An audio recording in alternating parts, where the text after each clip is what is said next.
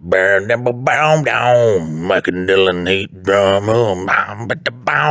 Guys, welcome back to another episode of Mike and Dylan Hate Drama, where we're gonna read a story and give some advice for the second time. My bad, guys. Dylan, look. It was your camera. You should have noticed there was no red light. I could get mad at Dylan because Dylan was so apologetic, and I'm just like, from the time he wakes up to the time he goes to bed, this man has to work 500 different jobs and still be a father. So I'm just like, he was like, it wasn't rolling. He was so apologetic about it. I'm like, it don't fucking matter, man. Like, I can 100% cut Dylan some slack because he's got a fuck ton of shit going on. And then he saved you guys because he's like, we're not even going to do the shitty audio version. So. Yeah, I was like, we'll redo it. The story's good. It was the best podcast we ever recorded, just so you guys know. Nah, not even close. Not even close. And there was, I think, a lot of just kind of like minor tangents we got off on too. So I am, if any podcast got lost, there's been some dark episodes that was just like, we lost gold. That we were on fire doing those. Well, we haven't lost anything other than the dark episodes that we didn't post because they went off the rails too far. Yeah. But Mike and Dylan love. I was actually politics and religion. I was actually gonna comment on after we filmed it though. You were maximizing your ADHD in that. You were like from this topic to this topic to this topic. So I didn't like it either. Going chained down the ADHD. Right. And that episode wasn't a very long episode. This episode's not going to be a very long episode. Mike is dealing with a sickness right now. Super congested. It's been rough. Water poop, headaches, the whole shebang, which is crazy because my youngest son, the little one, that, when you get a household that has a sickness in it and you got a little one, that's the one you're worried about. I think he's too autistic to be sick. Like, he'll get sick, 2 hours later he's fine. Doesn't slow him down. Right. So I think them Tylenol babies are superhuman, and I think they are eventually going to take over the world. And well, didn't you say you had like 11 style? On the podcast. So Amy had told me about something happening, and then I think it was the living room light on the far side cut off. So he's like sitting there on the couch. Nobody else is up. They're in their rooms just like fucking off doing their own thing. So yeah, I'm like, listen, man, if I get an inkling of he has powers like that, I will use those weapons for my own gain. All right? My enemies will get smote by a little autistic baby with knee pads and earmuffs on, fucking headphones. They're earmuffs because they don't play music. That's what I call them. Everybody else calls them. They'll be like, grab his headphones. I'm like, no, headphones play music. Yes. Earmuffs cover your ears. Yes. So, but yeah, so we're going to get into this submission that we have from a viewer. And it is the time that his stepsister cursed his ex-girlfriend. And I do want to say, the first time I read this, I was very wowed by it. But now with the understanding,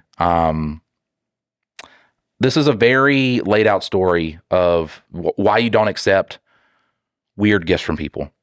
And when I get to the gift that was given, if you were given this gift, would you not be like, no, you're trying to curse me. You're trying to. Well, it depends on whether it's back in my Jinko jean, black, everything, Mohawk days, or whether it's now. Now, no, it wouldn't fit the aesthetic, but. I am going to tell you though, because the Jinko jeans and the Amway, bro, you are like 2 years from real. I'm telling you, look, I'm calling it now. Through whatever success we have together, you are 2 years away from getting real into coffee. I feel it. I feel it in my fingertips. I've already been through that phase. Have you already done that one? But I'm not that guy. Have you done CrossFit? I've done CrossFit, but I wasn't ever catch a on to you? CrossFit. No. I got a bit of an odd duck here. The only one that I got is the camera bug. And all right. It's like Matthew McConaughey's a bit of an odd duck. It's kind of hard to figure you out. The best memoir ever in audiobook form is Matthew McConaughey's. Is it? It's. I guarantee it's golden. It's fucking amazing. I didn't even know there was that. Now I want it. It could be about anything. It's called Green Light, and it talks about his whole like trajectory from childhood to being like a very, very high. At what point did he make it? His first real role was Dazed and Confused. And then he was 20 something in that, right? And he was not supposed to have any speaking lines, nothing on that, and like just kind of fell into becoming a character on there. And then I've never seen Days. Is that with Ben Affleck? No. Well, yeah, I think he's in it. He's the one because he broke his leg in that movie, right? I don't know about that part. Yeah, I think there's a scene where he like kicks something or does something, he breaks his fucking leg and still just does the scene, like gets in the car and drives away. I'm pretty sure that's what happens. But yeah, that's just about like kids coming of age and all that stuff. And so it's like the last day of school, and so the juniors are hazing the freshmen. I'm sorry to cut you off, but I've seen clips of this movie. Nobody looks like they're in high school. I don't know what it was about like 80s and 90s movies where it was just like, all right, here's a high school and in the early 2000s too. Think of like Spider-Man and everybody's just middle-aged people. Like, what's up, bro? What's up, fellow kid? So the 8th graders going into 9th grade, they look like kids. But then, yeah, the seniors are 20-somethings. Yeah, it's like in Saw where they do the flashbacks and he just has his hat on backwards. That's their CGI to make him look younger. I love the meme that's like, what's up, fellow kids? How we doing? All right, we're going to get into the story. I need something to spit in. On spit's good, right? Yeah. Okay. Like... You ingest nicotine like crazy, so. Hopefully. All right, so the title of this is Stepsister Put a Hex on My Ex-Girlfriend. I figured being it's October, this would be a good time to tell y'all about this. I was dating a girl named Brittany, in which my stepsister was not fond of for whatever reason. Her name was Brittany. Brittany's are not. Who marries a Brittany? That's not already divorced to Brittany. Not all of them are Britney Spears, which I would have fallen down that rabbit hole. But what do you mean? If Britney Spears was trying to hook up with me, I would have been like, yeah, you're a little crazy. It's okay. What's so crazy though is like I really feel like now if you met Britney Spears, you'd have a pretty good chance. Yeah. She's now it's like she's very crazy. Well, yeah, it would be almost like taking advantage of her. Yeah, that'd just be weird. I think back then it would have been taking advantage of her too. You'd hang out with her for a little bit and it's like, fuck, you got the mind of a 10-year-old. Oh God, there's some abuse going on here. Your parents have been using you as a cash cow literally since you were a child. Every man she was with, Kevin Federline, he just used her for the name. And God, that poor girl. That's a sad fucking story. We should make a movie on that. My stepsister took a little trip to New Orleans, which is only an hour from where I'm from. While there, she visited a voodoo shop. When she came home the next day, she was showing off all the weird shit she got there and was very adamant to give my wife, or my then girlfriend, a demonic-looking goat necklace. This is Horror Movie 101. Don't accept the goat necklace. Fucking thing looked cool as hell, but I was skeptical as why she bought Brittany anything at all. Well, the next day, we were about to go to my friend's house for a bonfire party, and as we were getting ready, Brittany just started staring at the wall, looking very dissociated. I asked her a few times what the fuck her deal is, and she wouldn't say anything. A few minutes go by, and she looks at me and says, I don't feel good. Can we stay here? I said, okay, confused as fuck. Now, maybe this could be possession, or she could be rethinking her relationship with the guy. Like she's just like staring off and then he's like, what the fuck is your deal? Like, because he's like, I'm like, what the fuck is your deal? And she's just like, wow, I don't feel good. God, I don't want to go to this party now. You're just going to berate me in front of your friends.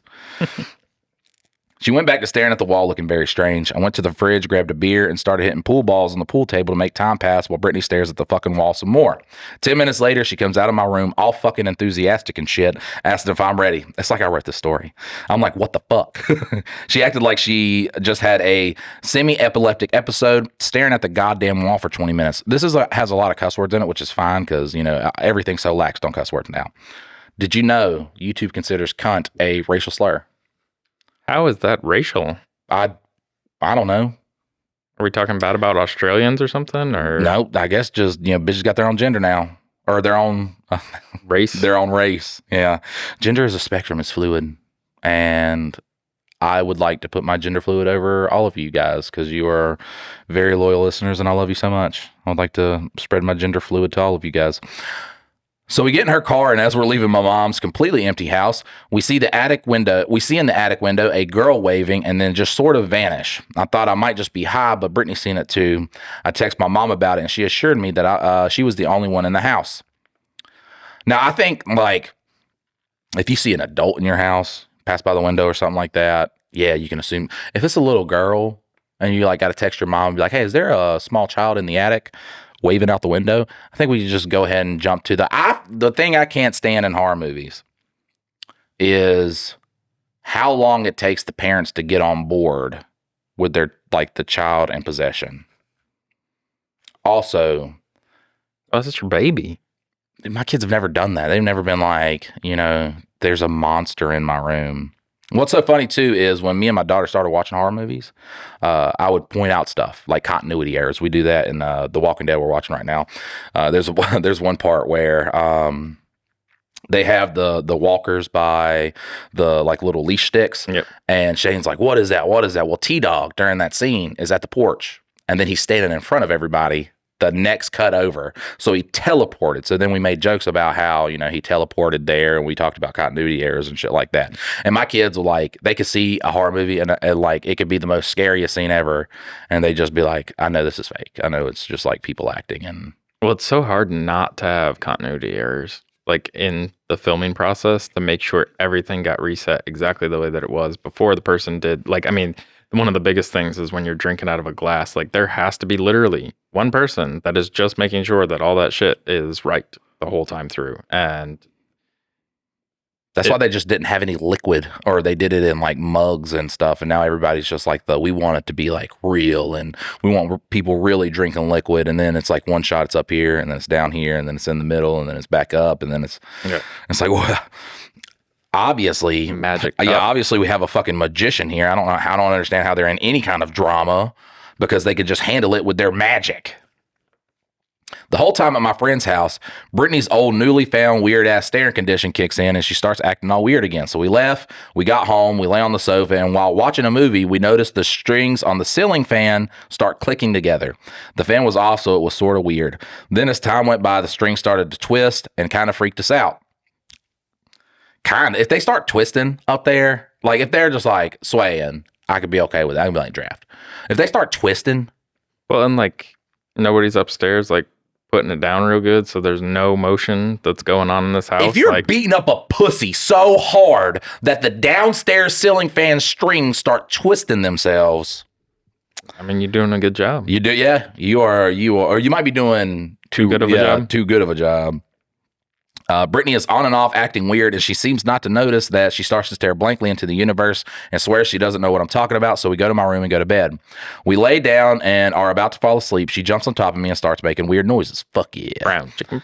I'm thinking, oh, she's getting kinky. And then I realized the more she sits on top, I do want to point out how hard me saying kinky was, because I kept saying kiki. And it's just because my nose is so congested. I can't say kinky. Kink-E. She starts making animal noises, and not in a good way. She's basically talking Latin, and at this point, she bites the fuck out of my forehead. She then leaps off the bed like a damn cricket and just stands there. I'm sitting up on the bed asking what is going on. It's so sad that we missed that fucking when we found out about the forehead bite. And we did that whole routine. We did a routine where it was when we first heard about the forehead bite. It was like, imagine, because what a place to bite somebody where you're not going to do any damage. Well, yeah, I mean, there's like the neck, there's like an arm, like somewhere where there's some meat and stuff. But like there's nothing there. Imagine a crazy person runs up and he bites 3 people. He bites one in the neck. He bites like the cheek meat off of another person, and then he bites somebody's forehead. And the guy with the forehead has to be all shocked as everybody else. Like one person's like bleeding out. I think you included the nose. Yeah, one person's like trying to hold rags to the neck. One's like they're screaming about their cheek, and the other guy's like, oh yeah, this stings a little bit, fuck, we all just got attacked horrifically. Oh, we should go to the hospital. Yeah, just oh god, this is gonna be on the news. I'll be able to actually do the interview thing. You guys definitely just put one bandage, and I'm actually okay. What a not. The worst place to bite somebody. How would you even do that though? Like, I mean, it just does not make sense. It just like, just scrape it up. You would not be able to like get. I mean, I guess maybe it'd be like a little line of one tooth that really got in there. There's no way you get that. Maybe she got too drunk at the party and just like passed out on his face. You know when Squidward tries to Krabby Patty, and he like his teeth like extend out, and he like barely bites one little piece. That's what I imagine when somebody bites a forehead. She looks at me.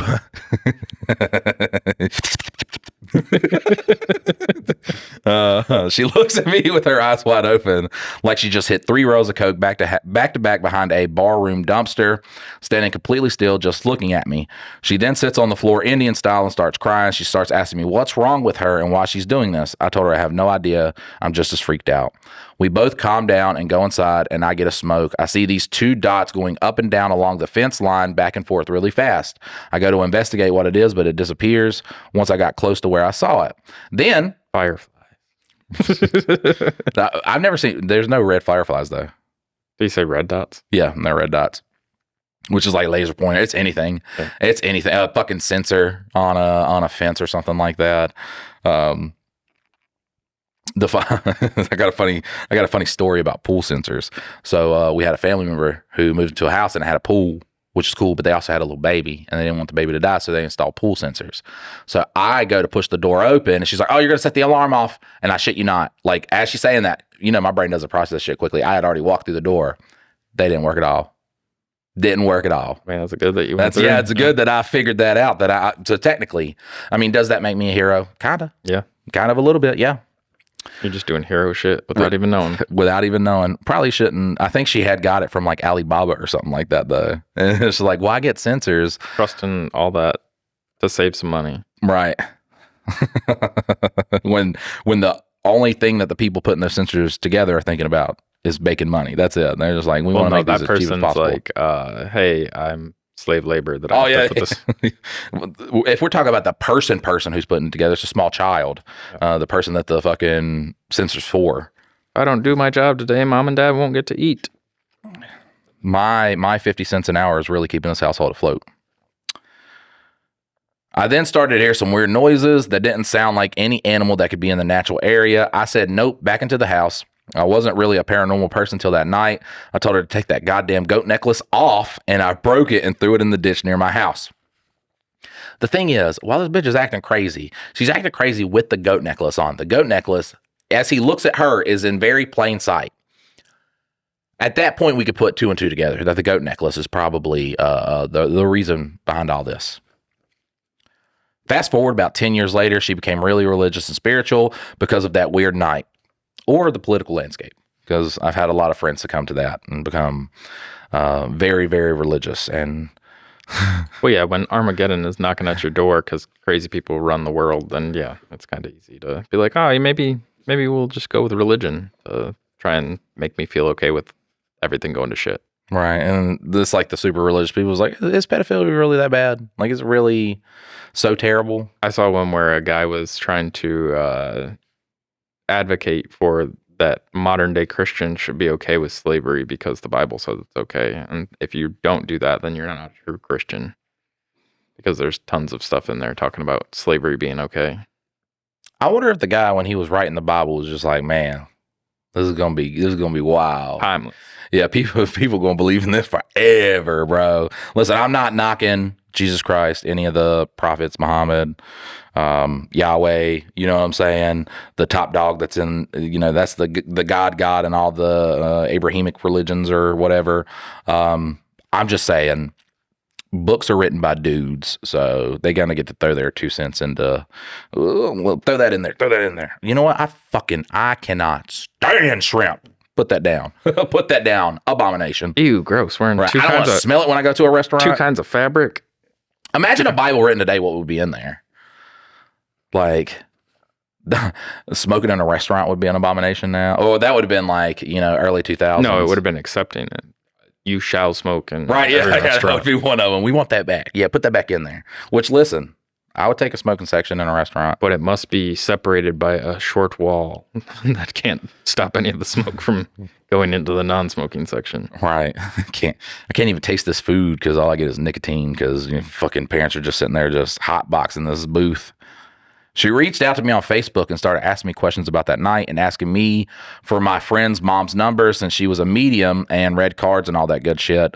This, she proceeded to tell me how she went to bring her kids to the bus, and when she walked back to her house, the pictures on her wall were on the floor and every Jesus cross in the house was upside down. Apparently, she had a cross hanging in every room of the house. That's like end stages of she probably killed her kids after this.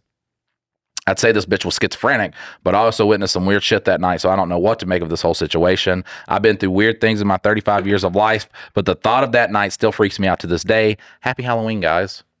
I think she's probably schizophrenic. I think she's probably schizophrenic too. Yeah. I don't think well, that's just me personally. I don't believe in possession and stuff like that, but it is good old case of that postpartum depression.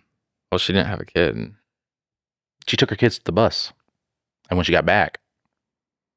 No. I'm talking about the goat necklace time. No, when yeah, he I'm was saying like her. they had like a weird little thing happen there. Okay. But then now she's had kids. That postpartum depression is kicking in. It's always the same thing. You know, they get real sad. And then they think the babies are possessed by demons. So they drown them in a bathtub. You know, that's all hormonal imbalance. Is it really? Because after, I can't remember whether it's progesterone or estrogen, but like basically while you're pregnant with the kid, one of them takes over, and that's like what allows everything to go according to plan. And then once you then have the kid, it falls off completely, and so the hormone imbalance causes like a bunch of crazy mental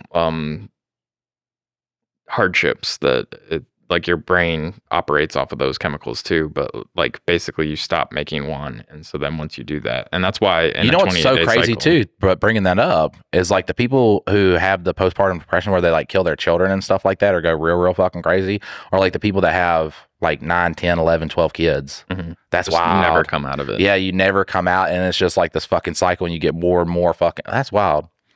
That was wild. I never thought about that. Well, yeah, because like I mean, the research on that is just so lackluster because up until recently, you know, the only people that were allowed to be doctors were men. The only people that went to the studies were men, and for the longest time, they've only basically considered women exactly the same as men, just a smaller version. But the amount of hormones and stuff that go through their body literally every 28 to 30 days is substantially different than a man. So it like there's so little research that. Could you imagine being like one of the first female doctors really in the industry and trying to like diagnose a guy? And it's like, sir, you have cancer. I think you're just being dramatic right now. Is it that time of the month? Like, is it you just trying to stir up some trouble? No, I'll tell you what, man. Women should be respected. I guarantee you, the first female doctors were super respected. They just like walk into the room and they set the paper down, and the guy would be like, "So what's wrong, doc?" And then she would be like, "Oh, nothing." He was like, "What do you mean nothing?" She was like, "You would know, wouldn't you?" And it's like, "What? I don't know what. Have I done something? Oh, have you done something? Have you done something? Are we talking about like the smoking? Oh, the smoke. I'm not even going to talk to you right now. I'm going to come back in a few minutes. Okay. I'm going to come back in a few minutes and maybe we can have a conversation then." And it's like, and the guy just sits there. She just walks out. And then she comes back in and she's like, "Hey, buddy." Bit of a weird time right there, wasn't it? So, what you watching there? What you reading the back of it? You know how they always come up to apologize. They never apologize. Well, I had that with Jess the other day. She literally, like, we were arguing about something, and I was like, I don't want to argue in front of our daughter. Like, I just don't want to. I don't want, like, a healthy, like, debate is one thing, but, like, she always thinks I take it to 11, but she's always the one that starts like yelling, and I'm like, maybe we don't yell. And I know a little bit of Dylan, okay? And I just want to say, there's been a couple times where I'm just like, I feel like we have a lot of emotions right now. Well, when somebody tries to talk and continuously gets cut off and they can't get their point across, and they never get to the end of their actual point, and then they get talked over again and talked over again and talked over again, and then they finally go ahead and say like, "Hey, I'm going to get louder so that I can actually be heard." Is that why my wife yells at me so much? Yeah, it was. So we had it out, and like ultimately she was the one that was kind of taking it to 11 for no reason. And she comes up to me afterwards, maybe like 10 minutes later, and she's like, "Hey, so you didn't tell me how the 48-hour film went." And I was like, and I read through it immediately. I was like, you don't have to do that. Like, we don't have to make small talk before you like come back and be like, "Man, maybe I fucked up there." Like, because I knew that's what was coming. And so like, I was just like, if you want to say something, say it rather than making small talk with me. Like, I'm down for small talk when we're not agitated with each other. But yeah, when I know what's coming next, just cut to that part. Because I don't want to talk about the 48-hour film festival right now. Like I want to talk about like what we were heated about. And she's like, oh, yep. Sorry. I kind of took it too far on that. And I was like, yeah, that's cool. But like it also, in my opinion, it lessens the sincerity of the apology when you're going to come at me and then like just slip that in as a side note. Be like, yeah, so the 40-hour, oh, that's cool. Well, I just want to say sorry for when, and then go on to the next. No, just fucking live in that for a second. Like when you fuck up, you just say, hey, my bad. I think that's every guy because it's just like, so yeah, what's going on with your card game? And I was like, when have you ever gave a fuck about that? When have you ever gave a singular fuck about the you know what I'm saying? Like when has that ever been the case? But yeah, man, like postpartum depression it's so like scary when you think about it too, because imagine being a woman going through that and you think you're like literally going fucking crazy. And then you go talk to a doctor and the doctor's like, well, it's probably just like gas or something. So that on the same note, like I listen and I always pitch this one because it's one of the ones that I listen to all the time is Diary of the CEO. They did like a 3-hour thing on women's health. And it's one of those things where I agree with the host of it. He's a guy, and it's one of those things where we don't know because like we are not taught about this. And so he had like 3 or 4 female doctors in different like places, but one of them was talking about that for the longest time, like there's like regular reproductive years, then there's perimenopause where you're starting to like lose the ability to have kids, and then there's like menopause, but menopause is literally like one day. It's the 1 year after you stop making estrogen, and then from there on it's like postmenopause. But in that perimenopause cycle, when things are starting to go out of whack and you're no longer like as fertile as you were, and like so your hormones are going kind of crazy, they called it WW, which was whiny woman syndrome. So like all these women in this like stage of life, they just are considered, because there's nothing like documentable like that, oh, this is why you have pain, this is why you know your emotions are kind of getting out of whack. But the doctors, mostly male doctors, were just like, oh yeah, that's a WW, a whiny woman. And it's like, what the fuck? Like, we're not going to try and solve this. We're not going to like try and figure this out. But a lot of it is like the progesterone and estrogen getting out of whack, and that causes like the mood swings. And you know, it starts as early as like mid 30s all the way till, you know, mid 50s. And so it's just this long period of time where I guess now they're doing studies that could actually, you know, not necessarily that they've got to replace the estrogen, but like they could add a little bit, and that can help balance things out. But a lot of women are scared to take hormones and things like that. So a lot of women try to do it naturally, but then it's just this. And like, I feel like my wife is kind of reaching that stage because we've been together for 9 years now. And, you know, the amount of fluctuations and emotions and stuff is getting higher rather than getting better. And so we've visited like more like a homeopathic doctor to try and, because most doctors, you're like, hey, this is what's going on. And they're like, oh, we ran your numbers, everything looks good. And so we're like, no, like she doesn't feel good. She doesn't like where she's at right now. Like do something at all. And so we went to this doctor, and they actually ran like, I don't know, probably like 50 blood tests to find stuff. And that's the craziest thing though, is like basically the other doctors are giving her the WW, like, oh, you're just whining. Like, no, she is literally like battling this every fucking day, that she doesn't feel good. Like all these things are going on. And yeah, you can't tie it to blood sugar. You can't tie it to this. You can't tie it to that. But like dig deeper, and don't make us pay $250 every time we come and be like, hey, you guys didn't fix it. It's like when you take your car to get fixed and it's not actually fixed. It's like, hey, just fucking analyze it and actually solve this problem, rather than just being like, well, we tried, we changed the cabin air filter, and I don't know why it's not running better. Yeah, come back in a month. Go up there and schedule an appointment to come back in a month. But yeah, I'm not jealous of what women have to go through in any way, shape, or form, because that's like their whole entire life. They've got to battle the hormonal cycle like every month. And then once that's going out, it gets even worse of like, and then, you know, as men, we're just like, just just stop acting crazy and maybe that'll solve it. But it's not that simple. We actually had a friend out himself having a small penis because of this, because he was like, man, he was like, women have it so easy. And, you know, this is young Mike too. And I'm just like, what do you mean? He was like, because, you know, guys, like, you know, they're like judged on their penis size. Oh, that's not that real. doesn't happen. Yeah, that doesn't happen. That's not a big like, you know, ongoing category. And like, I'm not just like walking out of here and like most of my day is consistent on how big or you know how fucking ginormous my penis is. Because then we wouldn't have conversations at all. But he's sitting there and I was like we're like digging deeper in this stuff. And he was like, I was like, they have periods. Like they fucking bleed out their vaginas. What if you bled out your dick? And he was like, yeah, man, but imagine like just getting to walk around and you don't have to like worry about. I was like, bro, like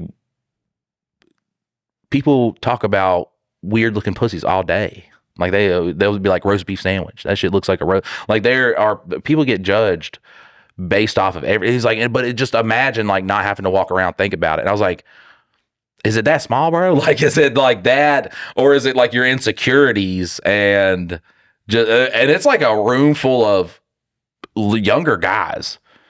We are doing cocaine. I don't know how. You start running out of things to talk about, but it's like a room full of coked out guys going, "Nah, we enjoy this, bro. Like we just get to walk around, like, because we would talk about like boob sizes, and he would just keep going. He was also like very, very drunk.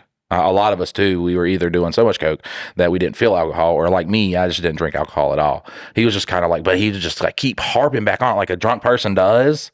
And he was like, man, that little penis must eat at you, bud. Yeah. Well, because the thing is that only like I don't know where I stack up compared. Like, and you know, you can look at averages and all this other stuff. However, I've never once had a girl that like really talked about guys having small penises. Like it's more so like the intention and the amount of effort you put into pleasing a woman. It's not your like as long as you got fingers and can do some magic with your tongue, dude, you're off to the races. Like you don't have to please her with your penis. If you do have a small one, like sorry. That's rough. Like, that's rough, dog. But the thing is though, is like if you find a girl, for the most part, they're not going to judge your sexual prowess solely on your penis size. Like it's more so the whole action. Do you leave them satisfied in some way, shape, or form? Yeah, maybe it might be small, but like, I mean, they got toys and you can fucking figure out a way to bring a toy into the bedroom and have her be satisfied, not with your penis. And then as long as you're a quick, you know, little jackrabbit that can get it done and she doesn't have to sit there and mope about like, oh, that was 35 minutes of small penis action. I saw a Reddit post where a guy had just discovered late into his life that he had a micro penis, 2 inches erect. Oh gosh. And I'm just like, how do you, like, I'm thinking about me if I had it, like, I'm trying to step into this man's shoes and be like, if I was looking at a 2-inch penis every day, I think I would have figured out really quickly. Well, no, you're looking at like an inch penis every day, and then yeah, like, yeah. Then when you get happy, it's 2. Yeah. Then it's 2, and I think I would be Googling stuff. See, but that's your sales pitch right there. It's be like, it doubles in size. It doubles. Right. I'm a grower, literally doubles. I think the best thing that you can do as a guy is I've seen people put themselves in situations where I'm just like, why? Like, dudes that talk about their dick size is the craziest fucking thing. Like, I get where you're in a room full of guys and girls and you want to stand out and shit like that. But imagine you're talking about your dick size and shit like that. And that girl's like, for some reason, fancies you. And then you got to be like, fuck, now I got to. See, I never got into like the generalized conversations of that, but I would preemptively like joke about it being smaller in a joking way so that they knew it was a joke, so that ultimately they wouldn't be let down no matter what they encountered. And so like, but then you'd always get it's not small. Like you basically build that into the situation of like, you would self-deprecate to a point. And it was, you know, not a big part of it, but I would always joke averaging it smaller than it actually was. So then it was never like, and it wasn't really a tactic or anything, but it was a funny thing that I would do just so that like, I consider people that brag about their size, like, I imagine there's probably some monsters out there that really brag about being monsters, but for the most part, it's little guys that brag about being big. And then when the girl goes in and she's like, that's not that big. Like, so you're setting yourself up for failure then. Like, why preemptively try to like build it up and then she gets disappointed when it's not what you said it was? My junior year, I slept with a girl, and then she went and told somebody that, just like a friend of hers or something, that she was like, oh, it's big. And I was just like, I had to talk to her. I was like, what are we doing? Like, what are we doing? And she was like, I guess she was like trying to make ex jealous or something like that. Yeah. I don't fucking know. But that shit just like started going around, and people like, I had one of my friends, Bryce, he comes up to me and he was just like, heard about your penis today. And he was like, good, nice. And I'm like, that's why I'll start taking it back. And I was like, well, what did my dick do? What are they saying? Did it steal something about it? What did it detach and do something cool for people? Like, is that how it is? And finally, when I got a grasp of what the situation was, I just went up and I was like, hey, how about when we try to, I don't know, make your ex feel jealous, we don't just like tell everybody I got a fucking monster because I'm going to sleep with other people. And then they're just going to be like, well, that's not. I wouldn't classify that as a monster. What I do is I always do like I just joke on the little side. Yeah, like that's what I'm saying. Like a girl would be like, because here's the thing too, you're not going to dissuade a woman by telling her your dick size. So I had this one girl at a hotel party. She was like, how big are you? And I was like, girl, it looks like a pinky. But I've done this joke on the podcast where the tip's been cut off. Like, and she just started laughing. And guess what? We had sex that night. And guess what? Like, it's not a pinky. It's not a pinky. So yeah. So it's just, I think it's a lot easier, man. Just really, you don't really need to talk about it. No, it's not something that does need to come up. There are some girls, and it just doesn't happen when you get older too, that'll bring it up, but they're in the age of, it's just talked about and it's corny shit. And, everything's essentially a dick measuring contest when you're young. Metaphorically,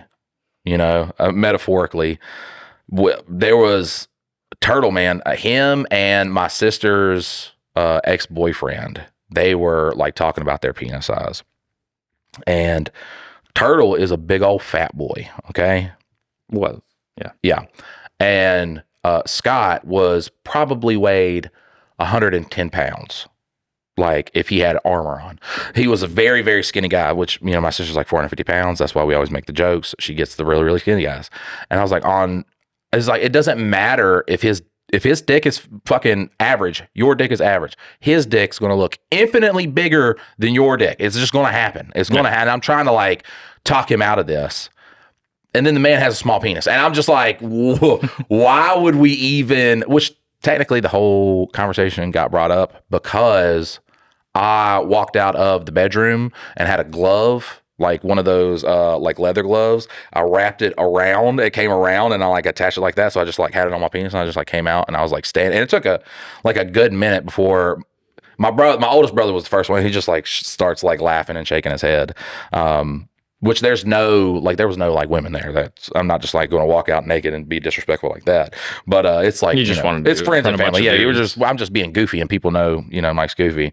So that's how we got on. And it was like a whole dick debacle that just started from that. And I'm just like, I just had a glove on my dick. Like, I'm just trying to make people laugh. We didn't have to get into an argument about penis sizes.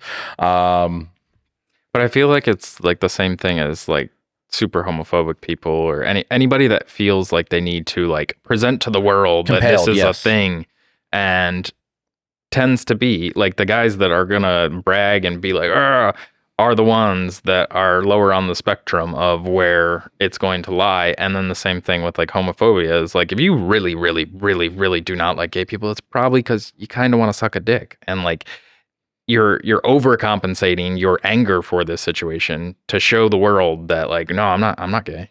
I'm not. And it's the same thing with the dick debate is like, I've never met anybody that bragged about their dicks. Like I grew up in a small town. So, we all kind of commingled. And so the girls that I slept with had slept with other people, and the ones that tried to showboat and be big, like They're like, nah, they weren't. Right. Yeah. So. But that's just the thing. Like when you're young, people do that. We had a friend, Brandon. I've told y'all about. I think I brought up Brandon on the podcast before. He would brag about his penis size, and that guy, I don't think I've seen a dick in porn that is bigger than his. That motherfucker has just a whole human arm. Like there are adults out here, adult women who don't have as long of a forearm as that man has penis. And what's so funny too is, so we. So is this just the dick episode then? Yeah, we move into. I was living with my friend Brandon, so his dad moves, and I go with them, and we live right next to the other Brandon. They're both named Brandon. I don't want to out their last name, so you're just gonna have to deal with Brandon and Brandon. I'm gonna say light skinned Brandon. Light skinned Brandon has the humongous penis. Other Brandon had the greatest dad in the world, but so we live next to him, and he lived with his grandpa, and his grandpa was a proud man. He was proud of his grandboy. He was like, boy, ain't nobody got a bigger dick than my grandbaby. He was like, you know. And then the motherfucker would show us like baby pictures, like of him as a kid. Like he just shows us like this picture of him outside playing. He's like, you couldn't tell this boy to keep pants on. And he shows us a picture, man. And he had to be like 6, 7 years old.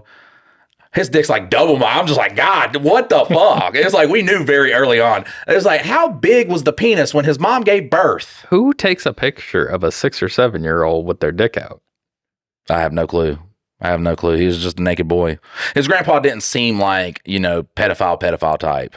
He just seemed like he was super proud of that. Yeah, just super proud grandpa. He's one of those kind of, he's like, but fucking, it's his yard. He can run around naked if he wants to. Don't give a fuck. I feel bad about that though, because like honestly, there's only so much room inside of a vagina. So like you're not using most of your tool at that point. Like you can only go so like I think I told this one probably on MADHD though, but there was a guy that I worked with at the factory and I told him about like hitting the back of a cervix and he's like, that doesn't happen. And he's like, I was like, yeah, it's not like endless. It doesn't just go into like a black hole where there's no distance. He's like, no, a woman could take anything. And I was like, no, she fucking can't. Like there is an end inside of that part of her body that it can't go up to her throat. Like it's just not going up there. So like there's a part where you bottom out inside of a vagina. And he's like, no, that's not real. I was like, do you not understand anatomy? Like it's not this. Bro's gotta have a small dick though, because like when a woman's not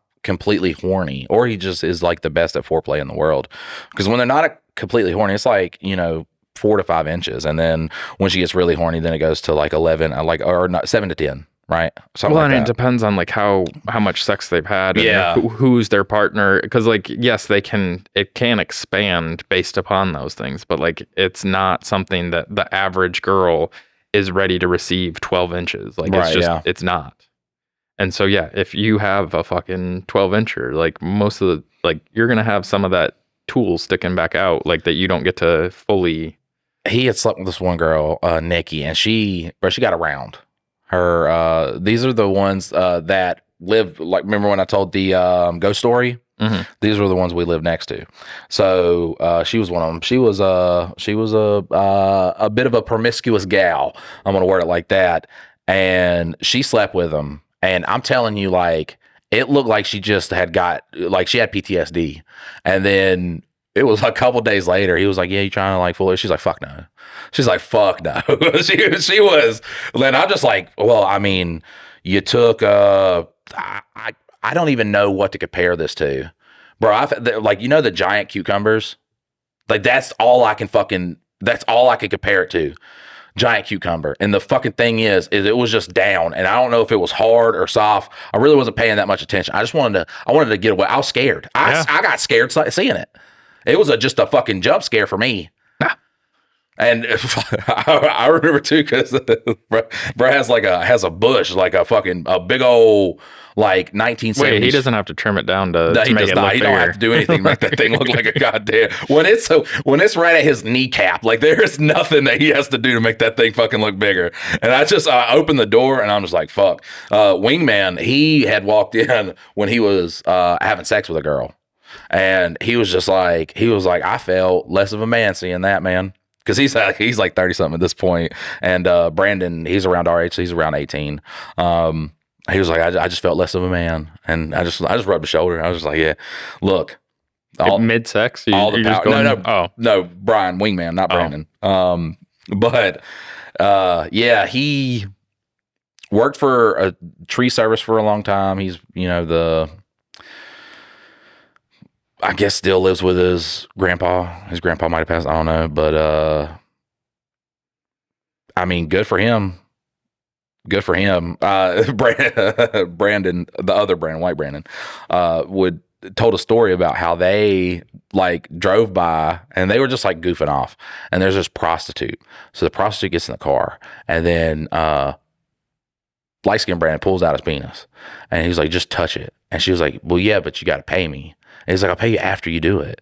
And she's like, no, I'm not going to be swindled like that. I don't know what the moral of the story was. It felt kind of like a weird story to tell me because it wasn't like a ha-ha story, but my white Brandon was just like eating that. He was like, you could tell that bitch had fear in her eyes. Look, Brandon's a bro though, dude. Like he would, white Brandon was a bro. Say we were like at a party or something like that, and Brandon's talking to a guy. He's like, girl, you ain't ready to take that dick. You ain't ready for it. He would just like be hyping him up there. Brandon was a super cool guy. When his father passed away, he really, really got bad on drugs. And that's just one of the ones that it just like felt the worst, you know? And it's just how grief affects people, because he was, pretty put together. And then his father passed away. And, last I saw him, no teeth and sucked in face, and just the telltale of somebody that got into real bad drugs. That's white Brandon, or this is white Brandon, yeah. Oh. White Brandon, just a genuinely good kid. Like I said, had a good dad, and fuck drugs, man. And getting out of that, I see a lot of people, they'll post like, addicts deserve love and all this like really like poetic stuff about addicts and shit like that. And I think it's corny, but also at the same time, to get out of something like that is it's a hell of a fucking feat. Well, that's where I think our systems aren't set up to get people off drugs. There's ways to get them into prison, but there's no ways to like get them rehabilitated without going to jail. And so, like, I mean, our homeless population here, a lot of them, and everybody's like, well, they're not allowed to do drugs and go back there. Oh yeah, fucking bullshit. Okay. They are definitely going back to this fucking. We've seen them buy weed, walk down, talk about how good the weed was as they walk to the fucking homeless weed isn't place. A drug. Well, you know what I'm saying, though. But, you ever sucked but they're not allowed weed? To do any of that. To them, weed is considered a drug. Like if you're doing the whole, I guess, Suboxone route and stuff, they won't give it to you anymore if they find drugs in your system. But they were just like, fuck yeah, smell this shit. And I was like, they're right there at the place, the fucking like counselor guys like outside on the porch, and they're just like, it smells so good. And well, that's the weird thing about like AA though, is you're like everybody at AA, I'm generalizing, but like everybody's like smoking cigarettes like fiends. But I know alcohol and cigarettes are not in the same. Well, AA is now Addiction Anonymous, not Alcohol Anonymous. Oh, anymore. It is. Yeah, my sister went to it. So now they don't have like NA and all the other ones. It's just AA, and all go to the same one. Listen, I'm gonna talk about how much I can't stand my fucking sister. All right, she starts going to AA, and she got there's like a 30-day coin, a 90-day coin, and then a year. And she gets her 90-day coin, and she's like got this happy post, and she's talking about how she can't wait for the year, and everybody's like cheering her on in the comment section. She's there for cigarettes. Really? That's the only thing she was addicted to. And she was still smoking cigarettes. So I'm like, she is very. If she would have had a baby, she would have Munchausen syndrome. She has to be like, she's fucking just needs so much attention, which is crazy because of how fat she is. You'd think you're gonna stand out anywhere you go. I'm sorry, but when I see someone who's 450 pounds, I know that I'm aware of their presence. You know what I'm saying? So I would be trying not to draw attention. But anytime something happens, I remember, when my uncle passed away, I got to the house and everybody's so fucking sad. Uncle Mark was a great guy and just a cool dude to be around. It's the type of death that tears everybody up. So I go down there and I am hugging my cousins who just lost their father. We're sitting down there, and she goes, "Yeah, well, the doctor told me today that I wouldn't be able to have babies anymore." Shut the fuck up. Nobody cares. Nobody cares because not the time. We think you're making. We know you're making this up. Yeah. Because honestly, I don't think that's on when you go to the doctor. I don't think that's on his list of things to check. Can this bitch have babies? We're not checking that. We're trying to keep this thing alive. We're trying to make sure that heart is not getting overworked there. All right, because it's doing overtime and you ain't paying it. We got some shit. We got a whole list of shit before we ever check to see if you can have kids. But just to bring that's the type of person she is, to bring up, well, that and there was one part too where I didn't know if I had fucked up, and I talked to my cousin a couple years later, and he was like, "No, I didn't ever think anything of that." But it's one of those things that would keep me up at night, and because we were standing there and we were talking about it, and we were talking about how good of a person Uncle Mark was, and I was like, "Fuck, why couldn't it have been my dad?" And I was like, "Oh, was that like fucking wrong to say there?" But he was like, "Nah, I just like took it as we would all been happy if it was your dad. Like, we wouldn't have cared then. We wouldn't have lost. But that was something that I was just like, fuck. Joke Michael never leaves, and I just felt like that was always a bad one. That one really, I would think about that and like cringe at night. And then there's so many of those moments that are like pretty benign in the overall scheme of things. Like people aren't thinking about them except for you. And yeah, there's tons of those in my repertoire of like, oh, you remember that time you said that really stupid fucking thing at the really wrong time? And then you think about it, and literally everybody else involved's worried about the stupid fucking thing they said, 10 minutes later, a day later, wherever. But like, they're not like, God, I really hate that Mike said that son of a bitch. Right. So my uncle Mark was not perfect. He wasn't a perfect guy. He drank beer every single day. He loved beer. He's literally, like, when I would talk to my cousins about it, he was the type of guy who, for all intents and purposes, would be the guy that got a woman pregnant and just dipped out. You know what I'm saying? Like I don't think there was a bitch in High Point that didn't want to have sex with my uncle. Like he was just he was a ladies' man. Women loved him, and instead of kind of going with his dad dipped out, his dad before him dipped out, he stayed and he did his. He wasn't a perfect father by any stretch of the imagination, but for what he had and what he was dealing with, because once again, it all goes kind of back to the whole grandpa shit, because he was living with him when he was a kid. So just the shit that he had to, deal with, and the fucking, he did a better job than anyone could have given him credit for. Thinking about like the grand scheme of people, and yeah, he could have, worked 2 jobs and had a happy home for him and everything like that. But with all the shit that he was dealing with, he did the best he could as a dad. And that's how, I would, because, my cousin would be like, I just think that people think low of him. I was like, nobody thought low of him at all. We understood the shit that he had to go through, the shit that he was dealing with. But I remember the year anniversary of his passing, we're all at my cousin's house, we're drinking, and my boy cousin comes in, okay? Because there's a girl and boy. So he comes in and we're sitting there talking. So then I, start making a joke, and I'm like, I guess the best time to have a heart attack would be, or the best time for you, because his heart exploded. Like, he didn't have a fucking chance in hell of surviving this. Yeah. The best time for that to happen is during sex. Because he just laid it down, bam, boom goes the dynamite, was getting up and died. And he was like, "What?" I was like, "Yeah, he died having sex." And he was like, and the girl was like, "You didn't know this?" And he was like, "No, I just didn't really, I wasn't in the place to ask, what was going on. I didn't want to hear a story of like, him asking for help or something like that." And he's like, he sits there for a minute. He was like, "That weirdly makes me feel better." And I was just like, it was I don't know. It's kind of like his perfect send off. If you think of ways you can go, he was dead before he knew it.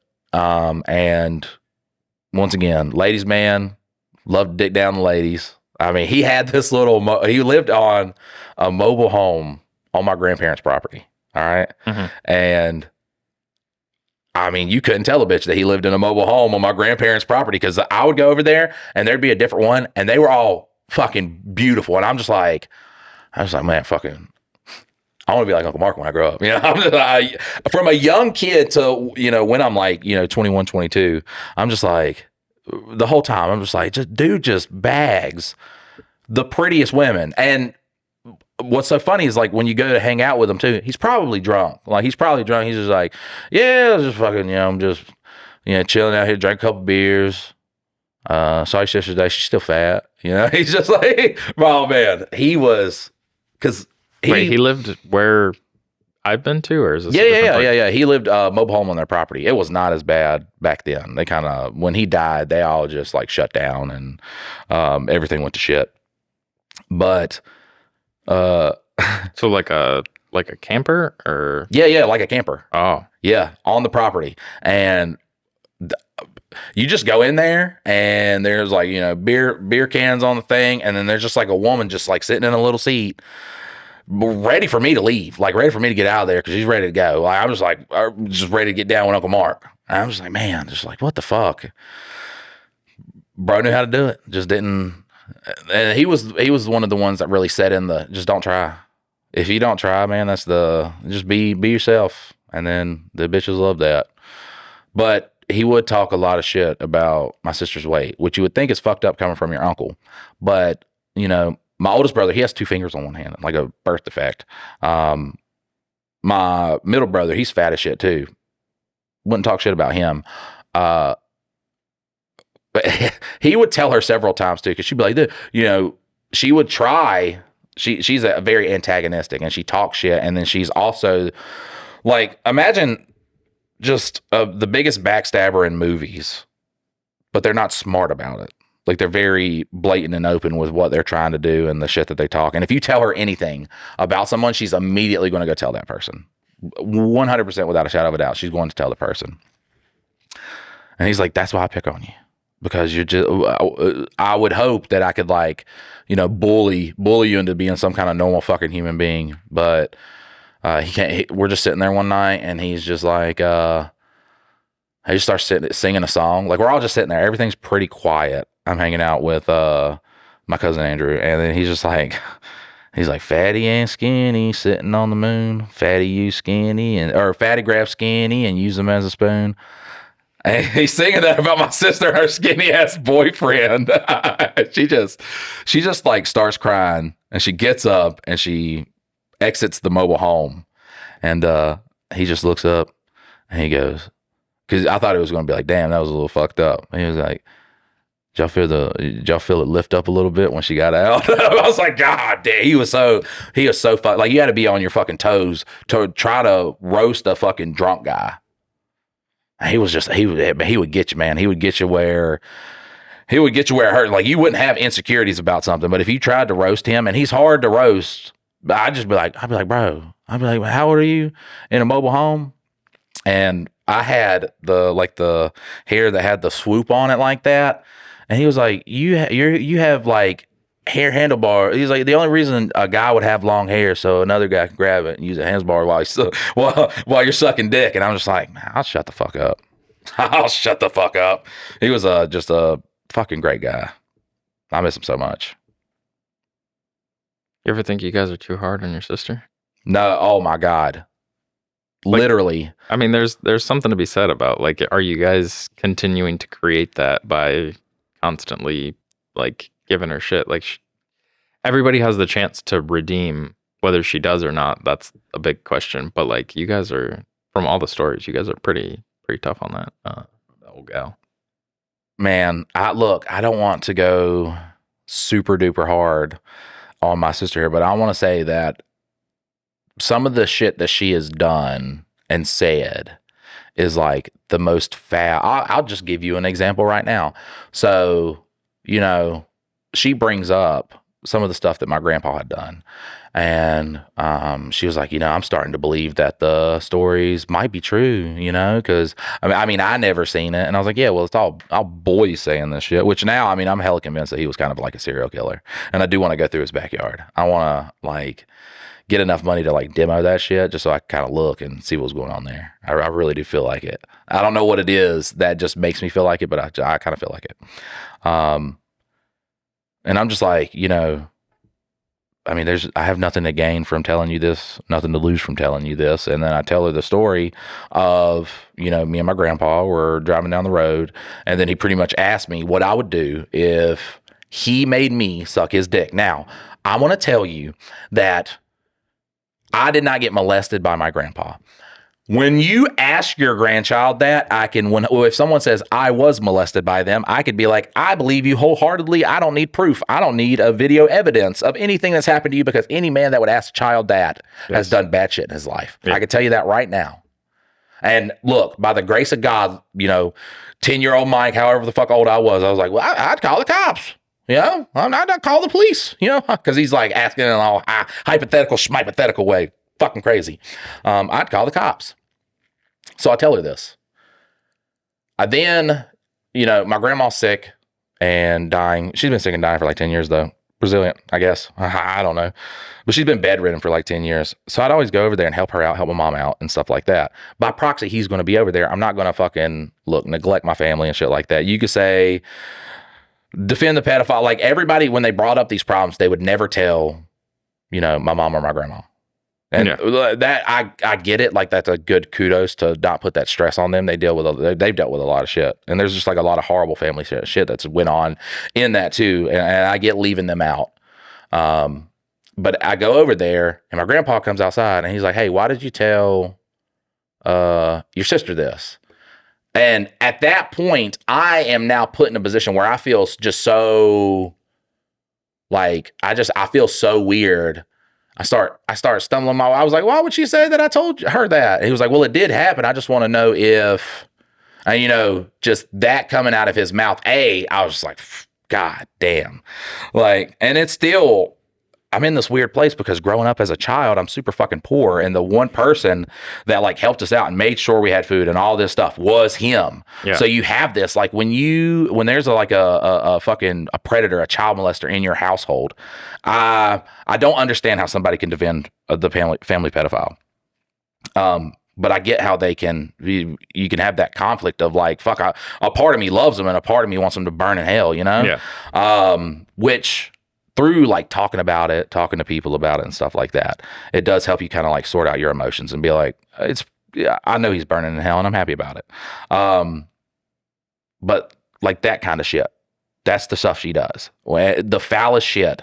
And I wouldn't even put that in top 10 worst things that she's told people. And the top 10 is all bad shit that was fabricated. Like it just didn't happen. Yeah.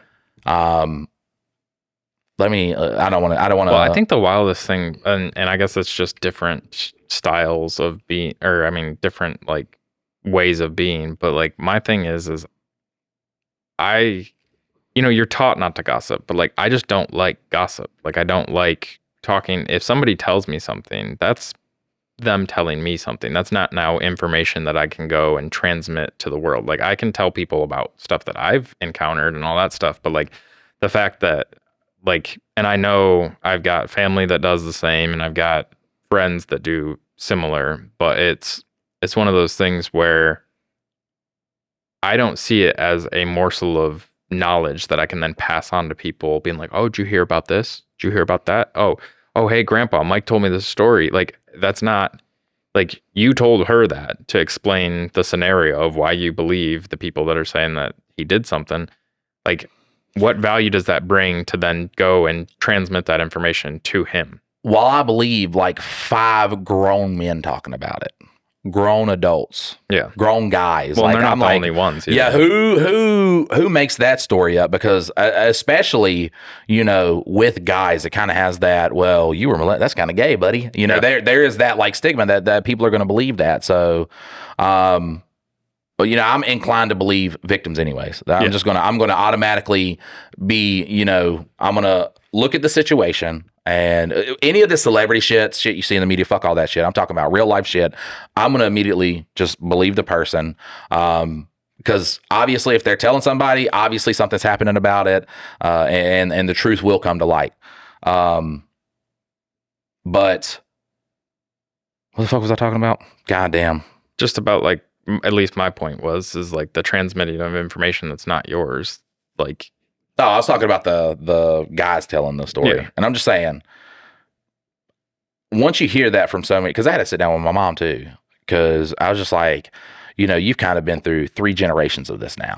And there had to be, you can't just say someone's a fucking liar. Because I told her what happened to me. And I was like, she was like, because she's like, out of all my kids, like, you might piss me off, but you're not going to be the one that lies to me about something. Well, and the thing is, though, is he reiterate, like, I mean, I guess my only like saving grace of your sister doing that, though, is this could have been a memory that you had that you could have questioned, but then once you told her and then she told him and then he comes back and confronts you and says it did happen, like, it, because there is that, like, how correct is my memory on this scenario? Did it play out exactly? And like, he backed you up on the story. And so like, it wasn't just, 8-year-old Mike making up a story. This is 8-year-old Mike going through this, and then 30-year-old Mike talking about it with his sister, and then Grandpa saying, yeah, it did happen. Next day she had already told him about it. And I'm just,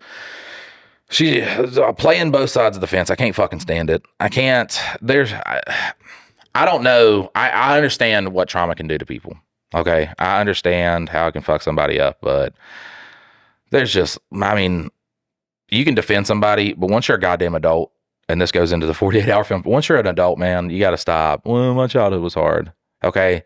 And it is obviously something fucking, because all of them, my childhood was hard.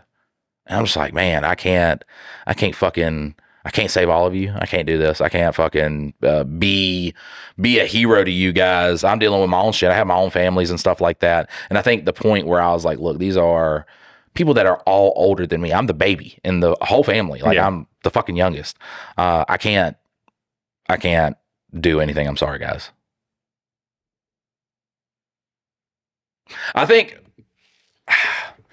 what I'll do is, I don't know, I need to have a conversation with my mom, because I really would just like to, I don't know if we do it in like the podcast form, but I just do want to make like the episode of just like everything that has happened, because it is I do believe that he is a prolific predator, at least to the very minimum, a very prolific, not only child molester too, because he would talk to me about all these cases or all these times where a woman accused him of grabbing her, assaulting her and shit like that. And he was like, the bitch is making shit up and stuff like that. And once again, like I said, you're growing up with somebody. He asks you that weird thing, nothing comes of it. You're able as a child to like, kind of he's just, you're tripping, or whatever, maybe he asked that question in like a joking way. You try to rationalize it to yourself. He is the reason why we're eating at night and shit like that. But as stuff just like all comes back to you, I'm just like, who the fuck was this guy? And I'm talking about from the time he woke up until the time he went to bed, he was not at home. So, and you think about all this crazy shit that's went down at his home, and 90% of the time he was not there. So that is something I would like to just like fucking dive into. That'd be the only true crime we really get into, because it's real life. Yeah. But guys, listen, this has been an episode. Yeah, it's not, I like to be funny. Sometimes the subject matter isn't so funny. We went so hard on the dick size thing and then went straight into predatory situation. I think it's good.